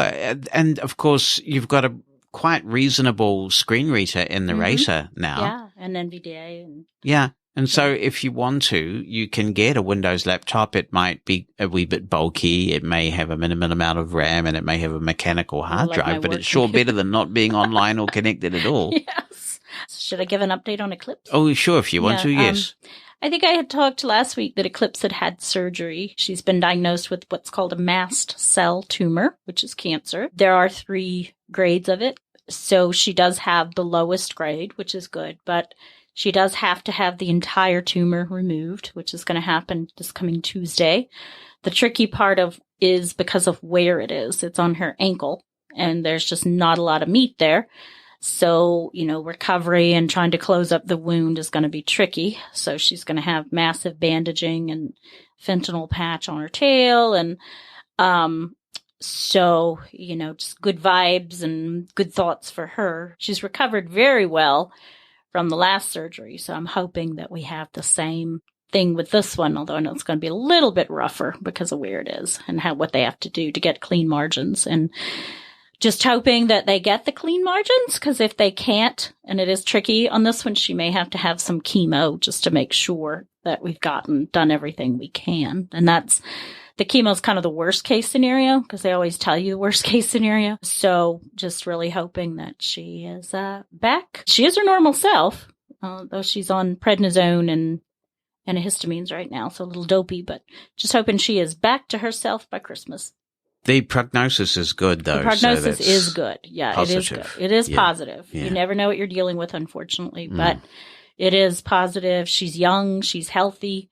She has a good attitude. So, We keep hope alive. Yeah. Like the show? Then why not like it on Facebook too? Get upcoming show announcements, useful links, and a bit of conversation. Head on over now to facebook.com/MosenAtLarge. That's facebook.com/MOSEN@large to stay connected between episodes. Hi Jonathan, thanks for your tip recently about using my Apple Watch to solve my chimes problem. I have done that and that's working quite well, although I would prefer the Westminster Chimes app to come back, which it may do. It hasn't done in iOS 15.1, but it may do in a later version. I wanted though today to show you an app for the watch called Streamlets. And this is a very handy little app because it allows you to stream radio stations directly to your watch. Now, if you have a cellular Apple Watch, then you can listen to radio stations on the watch without having your phone with you. Or if you don't, you can have your phone within, I think, a 30-metre radius roughly, and stream the radio stations through the phone to your watch. You can use this app with the speaker of the watch or through headphones, and I've put it on my dock. So let me show you. 11:59 a.m. and 42 seconds. Come up. Here we go. Messages. Timers. Calendar. Home. Weather. Streamlets. Actions. There it is. Streamlets. Back button. Favorites. Heading. You have two sections when you go into the app, favourites or... ABC Local Radio 702 Sydney. Oh, ABC. and that's one of my favourites. So ABC News Radio. Button. we can go to that, or we can Mushroom FM. Button. go to this one. Empty logo. Image. And in a moment, it will start. There we go. Look at that. It's the mushroom. Stop. Button. 128. Stop. Button. Stop. Image. It's quite easy to put radio stations on the app. Stop. Image. It's not letting me go back now. Empty logo. Image. Play. Button. 128. Mushroom FM. Empty logo. Image. Back button. There we Back go. button. Back button. Favorites. Heading. ABC Local. Favorites. Back button. We'll go Back back button. further. Streamlets. Heading. Favorites. Button. Search. Button. Tap here. Button. You can use this button, which is just tap here, and do a search by voice, or you can use the flip type keyboard on the watch. Tap here. Back button. Cancel. Button. Dictate. Button. Double tap to start dictate. Mushroom Escape. Search. Button. Search. Button. Mushroom Escape. Button. Search. Button. Loading. Search Ellipsis. that. Mushroom Escape. 128 kbps. And MP3. there we go. Button. Mushroom Escape. 128 kbps. I can click on Empty logo. that. Image. Love. Button. Love. Button. Empty logo. Image. Stop. Button. On the men's discretion, sir. All men of the world. Stop. Image. There we go. And Button. if you want to favourite Mushroom Escape, you press Empty logo. the Image. Love. Button. love button and it favourites it. And if you want to unfavourite it, then you press the love button again. So a nice little app, handy if you want to listen to a radio station, and it's got hundreds of thousands of stations from around the world. Thanks for the review, Graham. I am rocking this app as well, enjoying it a lot. I particularly like the fact that it uses the speaker of the Apple Watch as an option, which for spoken word content is perfectly adequate. The name of the app, Streamlets, Streamlets, and it's available for purchase in the App Store. If I was feeling brave, I could play the Van Halen song Jump as a precursor to this email, but we can't do that on a podcast, so I'll just read this email from Dan, and it says, "Hi, Jonathan. The demonstration of Jump Desktop that you had on episode 151 was encouraging for me, as I've been looking for an app to connect remotely to my Macs I have here for years. I've tried it in 2018, but didn't have much success with it back then. I couldn't get audio from the machine I was connecting to. The demo on your podcast inspired me to give it another go. I was connecting from my MacBook Air to a Mac Mini that I have here. I could hear audio just fine from my other Mac, but when it came to getting full keyboard control, I could do things such as Command-Tab and use standard macOS keystrokes. But when I tried using VoiceOver for commands, such as VO space or VOD, for example, those for some reason weren't getting passed to the remote system. They were being captured by the local system. If I could solve these issues for getting total keyboard control of the system I'm connected to, I think Jump Desktop will be the solution I've been looking for years. Any feedback on this would be appreciated. Thanks so much, Dan. I haven't used Jump Desktop myself, but based on the demo, I'm not sure that what you want to do is possible, but we'll throw it out there and see if any Jump Desktop experts can comment further. If you have Norrie's disease or a similar degenerative hearing condition, this could be very interesting. Amanda, my ex-wife, sent this to me, as did David Goldfield. David said, I immediately thought of you when I saw this article. It's from the Hearing Impairment News section of the Science Daily from the 6th of October 2021, and it's headlined, Scientists Identify Role of Protein Behind Rare Norrie Disease and Find Clues for Treating Hearing Loss. And the article says a team of mass eye and ear scientists, led by Albert Edge, PhD, working with research fellow Yushi Hayashi, MD, PhD, has identified the mechanism that can lead to a rare syndrome, Norrie disease. The researchers found that the Norrie disease protein, NDP, which is lacking in patients with the rare disease, is essential for the maintenance and survival of hair cells in the cochlea, the cells responsible for hearing. They also found that a pathway believed to be vital for hair cell regeneration, known as the WNT pathway, could mimic the effects of NDP by restoring hearing in deaf mice with Norrie syndrome. This method, and another technique that overexpressed NDP in nearby cells, were both able to prevent and rescue hearing loss. The new discoveries, published in the September 28 issue of PNAS, may lead to promising treatment targets for the incurable disease and other forms of profound hearing loss. Norrie disease is an inherited disorder caused by more than 100 different mutations in the NDP gene that can lead to blindness, deafness, and intellectual disability in males.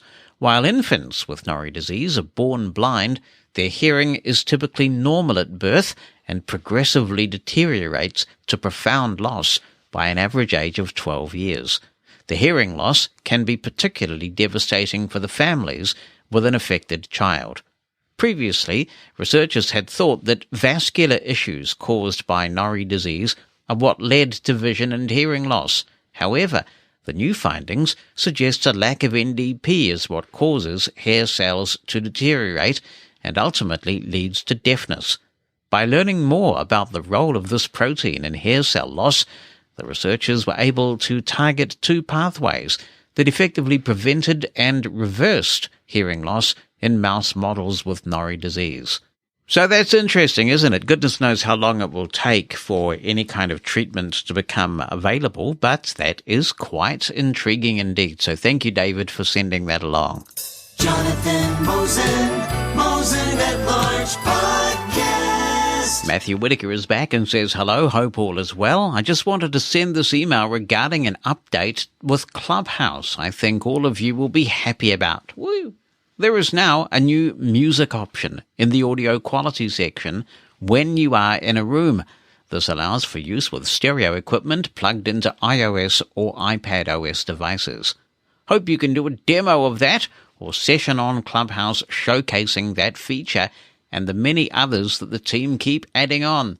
Also, for those who use Mac or Windows computers, Club Deck, the desktop version of Clubhouse, is great. I use it on both OSs. Hope to hear from you and other listeners of this podcast. Keep up the amazing work. Thank you, Matthew. Well, I don't think I'll do a demo of this. You can hear it in action just by going to Clubhouse. I must admit I seldom do these days.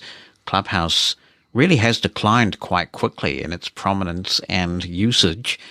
But the audio quality, I did pop in and hear somebody using it. It does sound quite good. I would just say, though, that Club Deck is not an official Clubhouse app. It is made by a third party. I have seen it break from time to time. Some months ago, it went down for quite a period because Clubhouse plugged a little loophole that Club Deck was using in order to get into Clubhouse because it isn't official.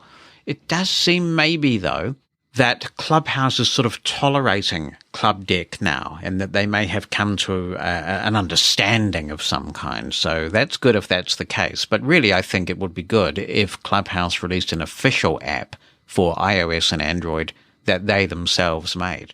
I do think that as long as there is a future in this sort of space, Twitter Spaces is ramping up quite nicely, and it's available on multiple platforms. They have some pretty innovative features going on there. And I just wonder whether Clubhouse is going to struggle going forward.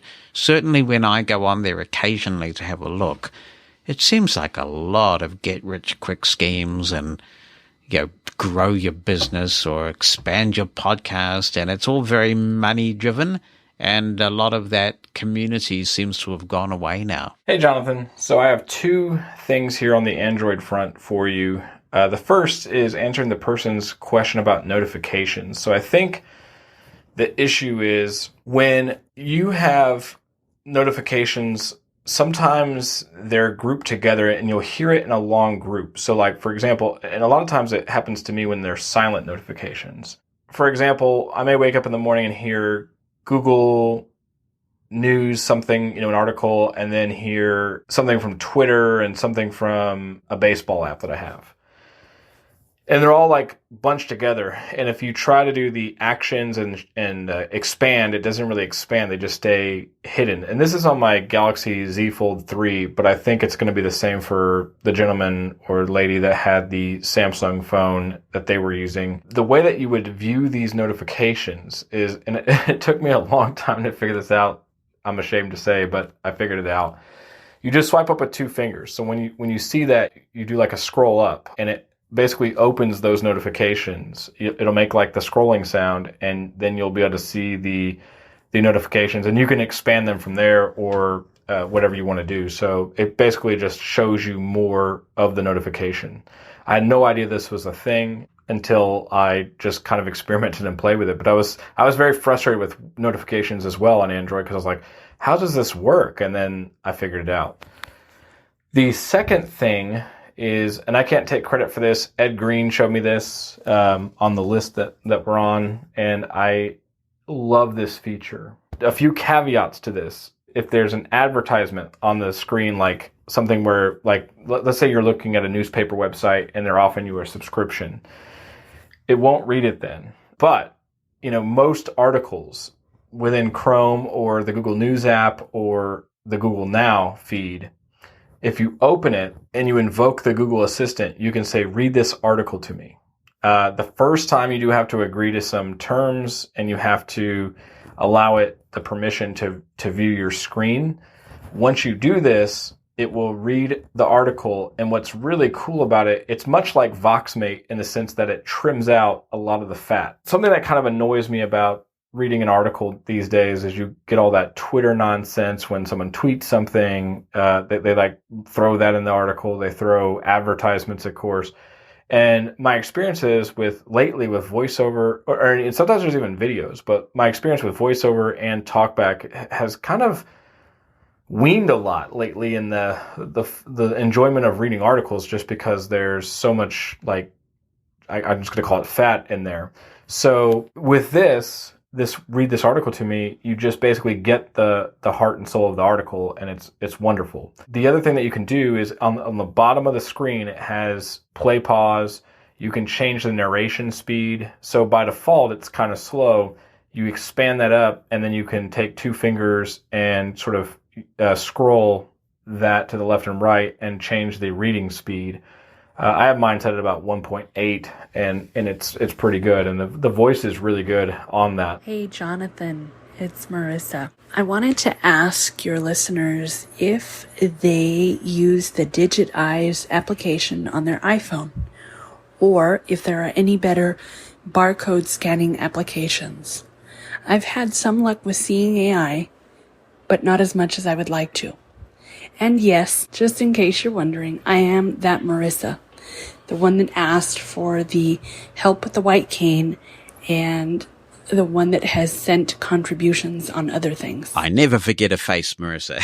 Seriously, it's good to hear your voice. I haven't seen Digitize being updated for some time, but I think it still works quite well.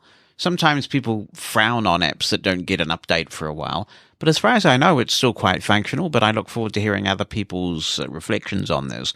Seeing AI used to work really well for me with barcode scanning, and not 100%, but quite well. But in recent months, I have not been able to get Seeing AI to recognize a single barcode. That is to say, it scans the barcode, but then it keeps saying that it's not found in its database. I don't know what's happened there, but it does appear to be a significant deterioration, at least in this part of the world, in terms of what it's recognizing. Envision, on the other hand, is doing pretty well for me. If I use the Envision AI app and do barcode scanning there, it seems to do a really good job a lot of the time. So please share what barcode solutions are working well for you on your iPhone. I love to hear from you, so if you have any comments you want to contribute to the show, drop me an email written down or with an audio attachment to Jonathan, JONATHAN @mushroomfm.com. If you'd rather call in, use the listener line number in the United States, 864-606-6736. Mosin at Large.